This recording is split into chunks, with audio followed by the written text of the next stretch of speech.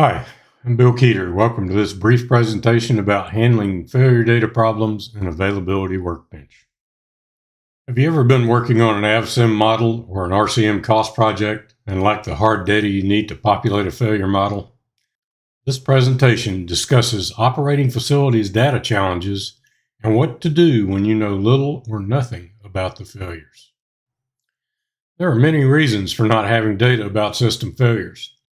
Primary challenges faced in operating facilities are not knowing when failures have occurred, not knowing when an item entered service, not knowing the failure mode of the failures, not having experienced any failures, and not knowing whether an item was replaced after an inspection.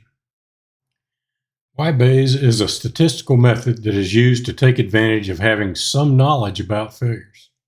In its purest form, it is applied using a priori or prior knowledge about the shape of a failure.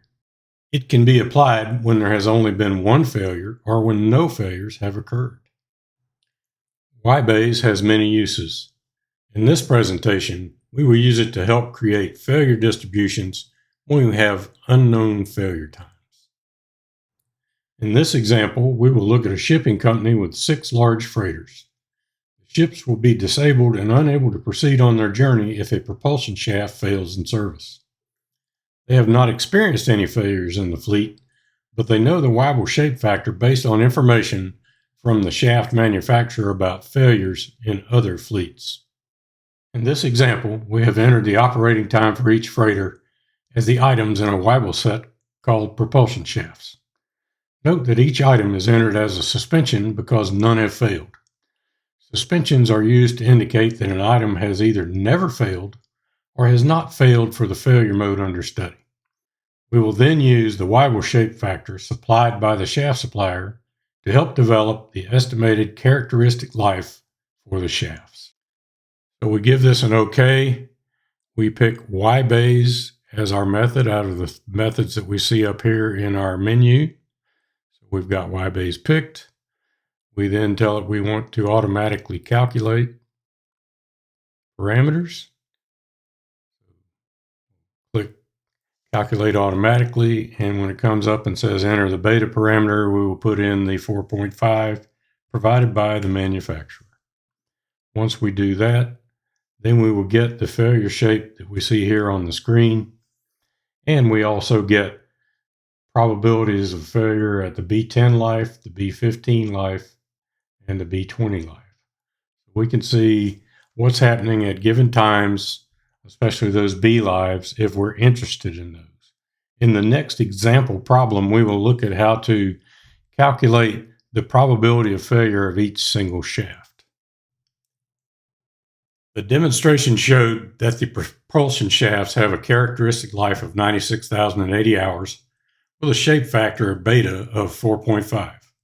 We can now use the P0 setting in Weibayes to see the cumulative probability of each in-service shaft failure.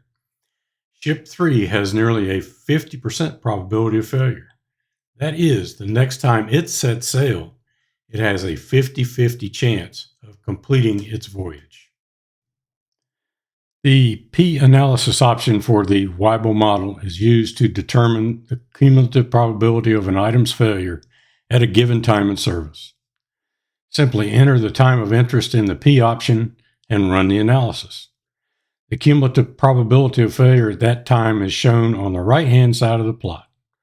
Let's enter the operating time of 87,600 hours in P and see what we get. So we simply go to our analysis options by double-clicking on the propulsion shaft, going to the analysis options, and entering 87,600. We'll click OK, tell it we want to automatically run the parameters, and enter 4.5 as the beta value that we were given before. Once we run that, we can see that the cumulative probability of failure over here on the right is 48.3, or nearly 50%, which means that this ship has a 50-50 chance of completing its next voyage successfully. So as we saw in the demo, Unit number 3 has a 48.3% cumulative probability by its time in service. So we can go individually and look at each one of these to determine the cumulative probability of failure based on its time in service. Maintenance organizations frequently do not have the hard data to populate their failure models in Availability Workbench. I have found through many years of service that people in the organization have enough anecdotal information to make reasonable approximations if we ask them the right questions. We can start by asking how many failures have occurred, and what we want to do is make sure we look over some long period of time, like 5 years or 10 years.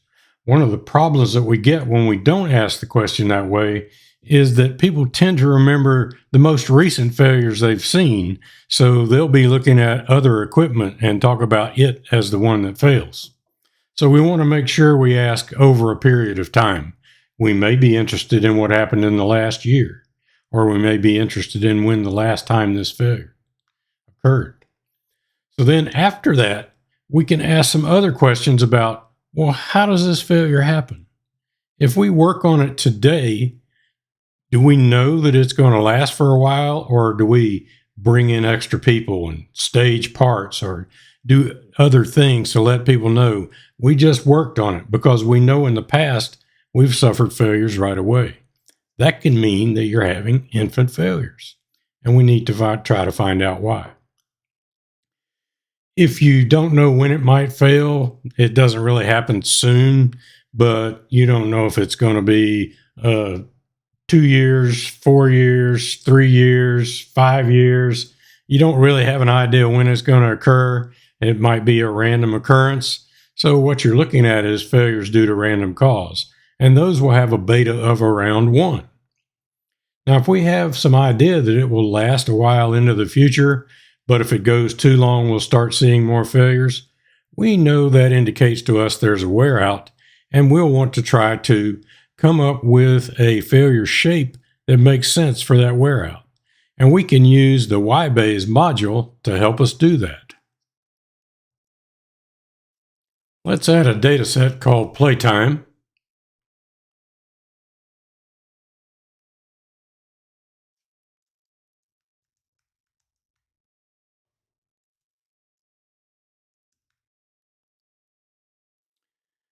And we'll simulate that we've had 2 failures over the last 10 years, which gives us a mean time to failure of 5 years. We'll then use the Weibayes module with manual calculation to help determine a reasonable shape factor. So let's put in 43,800 for the item's time to failure. So we've had 2 in 10 years. And then we'll go select Weibayes as our method and use set distribution parameters manually to help us get an idea of what the failure might look like. So we've got our 43,800 in there. We'll put 43,800 here. And then we'll start messing with our Weibayes. This is when we'll interview the people in the plant. So we'll start asking about when the failures might have occurred. And 2 or 3 of them agree, when we worked on this, the couple of times we worked on it, the first time we worked on it, it didn't last very long. The second failure came soon after that. So we may drive this beta value down to below 1 to get some idea of what that might look like. It might be closer to 0.7, but that says that we start out with a little bit of a failure probability, but we still get some decent life out of them. The 20% probability failure point still only 5,400 hours or so. So we can tell that that's not too bad, right? But if it was worse, we'll drive this beta down some more, down below 0.5. And we can see that the B life drops substantially. So as we're talking to people and we start finding out more, Then we'll have somebody that maybe that's not the conversation. Maybe they didn't fail early, but they say, we didn't. One of them failed at like 4 years, and then another one was in there for 6 years or so. We're just not sure about that one. Well, they may have failed due to random cause. So we'll put a 1 in this beta value, and we'll get this random failure shape. So we're getting some ideas about how this failure occurs. And finally, they say, well, you know what? If it's in there for 4 years, we know that over the 4th year up to the 5th year, we start getting increasing failures. So we might put a beta value of 4 in there, or 4.5 or something like that, so that we see that even here as early as 13,000 hours or so, we start getting a little bit of probability of failure. The B10 life is 28,000 hours, which is roughly half of the 43,800. Not exactly, but roughly, right? And the B15 is 29, and the B20 is 31. Right? So we got a good idea that, that could go at least 3 years or so before we get too worried about it. Or we may say it goes longer or goes less. The whole idea here is that you can use this failure rate graph as part of your conversation with the people you're working with to help figure out what that Weibull shape might be, or what's a reasonable approximation of the Weibull shape as you go forward with your analysis. Will it be exactly correct? No, but it'll be better than just giving it a mean time to failure. In this presentation, we discussed the basic characteristics of reliability data and how using Weibayes can help create reasonable approximations of an item's characteristic life and failure behavior. Thank you for attending this webinar. Please get in touch with Brett Peterson at bpeterson@isograph.com or visit www.isograph.com for more information about Availability Workbench and the other reliability analytics and management products available from Isograph.